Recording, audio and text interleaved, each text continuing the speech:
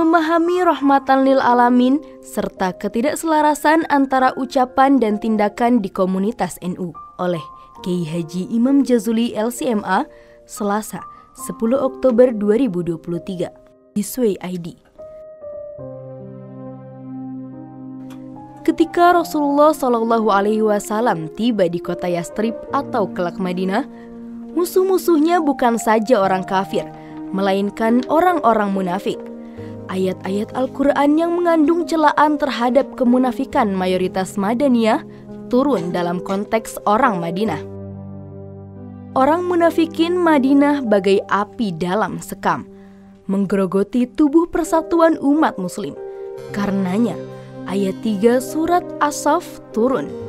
Dalam tafsir At-Tabari, melalui riwayat Ad-Dahhak, ayat ini mengkritik orang munafik Madinah yang menjanjikan kesanggupan berperang fisabilillah namun tidak pernah dilakukannya.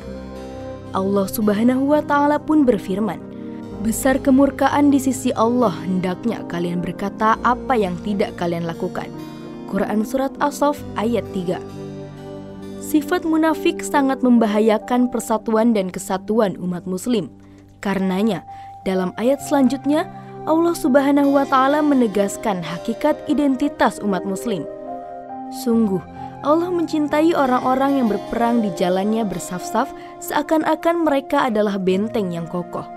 Quran Surat As-Saff ayat 4. Berperang di jalan Allah dalam konteks zaman modern bukan lagi mengangkat senjata.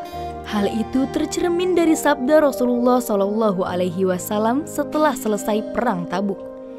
Kita telah pulang dari jihad kecil menuju jihad besar. Hadis riwayat Al-Baihaqi. Memang para ulama berbeda pendapat tentang apa definisi jihad besar dan jihad kecil.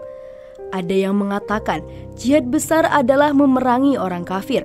Ada pula yang berpendapat jihad besar adalah memerangi hawa nafsu. Begitu sebaliknya, ada yang berpendapat jihad kecil adalah memerangi orang kafir dan ada yang berpendapat jihad kecil adalah memerangi hawa nafsu. Terlepas dari perbedaan pendapat di atas, sabda Rasulullah SAW bertalian dengan firman Allah Subhanahu wa Ta'ala. Perang Tabuk juga terjadi pada tahun 630 Masehi setelah Rasulullah SAW hijrah ke Madinah. Artinya, saat itu Rasulullah sudah berhadapan dengan kaum munafik Madinah. Kemunafikan kontemporer.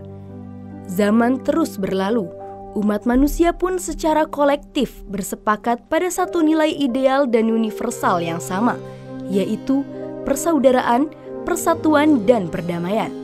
Namun, nyatanya hingga hari ini Eropa yang notabene negeri kafir juga berperang satu sama lain, selangkah lagi menuju perang nuklir. Begitupun dengan negara-negara Timur Tengah yang notabene negara-negara berpenduduk mayoritas muslim. Nyatanya mereka juga sama saja. Perang dan pertumpahan darah terus terjadi dan terbentang depan mata. Semuanya disebabkan slogan dan jargon kosong tentang persaudaraan, persatuan, dan perdamaian. Bangsa Indonesia nyaris dijangkiti penyakit yang hampir sama, yaitu penyakit kemunafikan.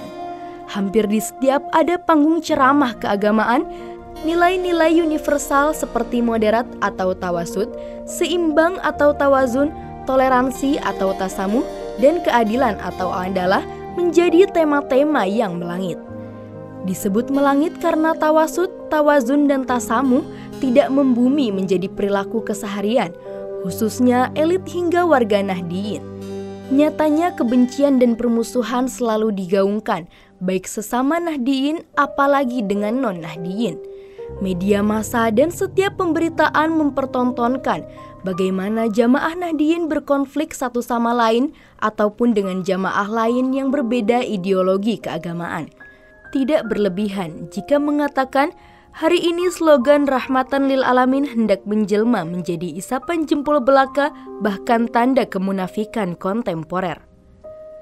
Tentu saja sikap ini bukan bentuk skeptisis melainkan otokritik.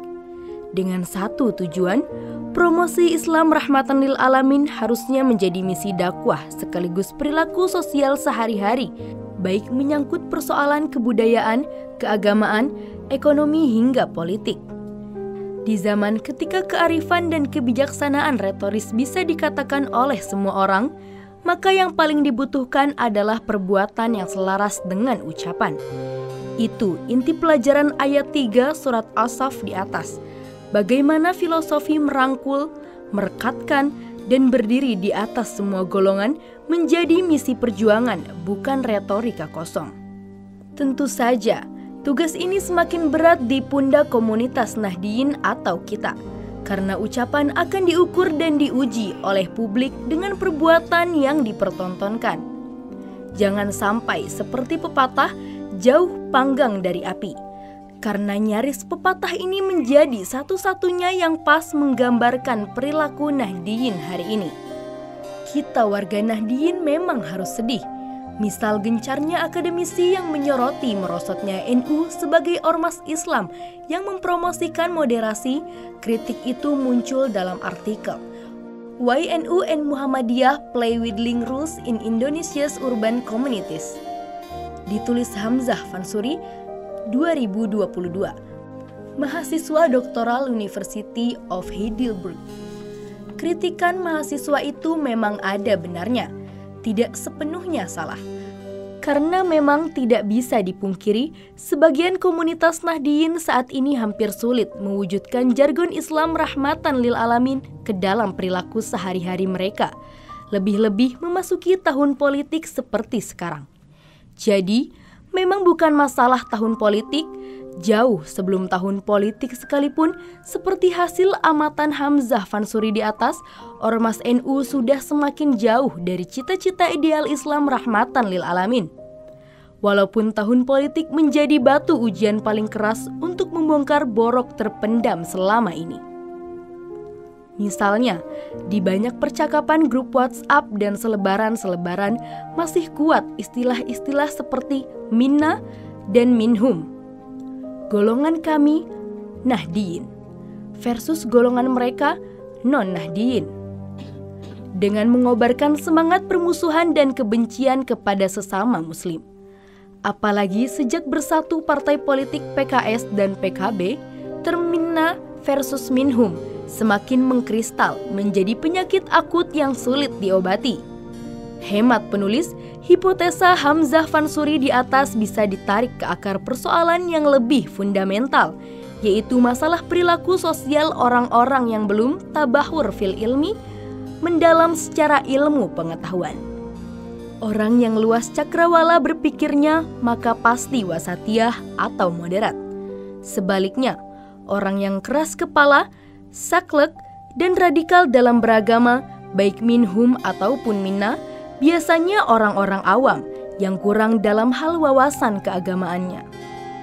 Sebab sudah menjadi ijma, kaum akademisi sejati bahwa tidak ada kebenaran absolut kecuali nilai-nilai universal seperti persatuan, persaudaraan, kesatuan, perdamaian, dan sejenisnya.